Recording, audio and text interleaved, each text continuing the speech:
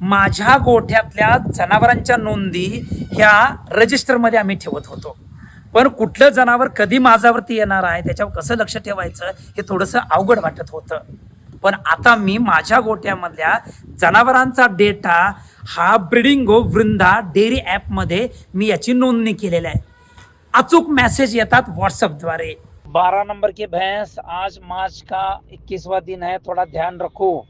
कुठलं जनावर कधी माझ्यावरती येणार आहे हे सगळं आम्हाला व्हॉट्सअपद्वारे मेसेजद्वारे आम्हाला कळतं. याच्यामुळे काय झालं, गोठ्यामध्ये इनफर्टिलिटीच्या केसेस कमी झाल्या. 1 वर्षाला एक कसं वेत होईल यासाठी माझा फोकस आहे. तर माझ्या डेअरीमध्ये मी वापरतो ब्रीडिंगो वृंदा डेअरी ॲप. तुम्ही सुद्धा आजच्या आज प्ले स्टोअरमध्ये जायचं आहे आणि तुम्ही ही ॲप डाउनलोड करून घ्यायचं आहे आणि तुमच्या जनावराचा डेटा या ब्रीडिंगो ॲपमध्ये टाकायचा आहे.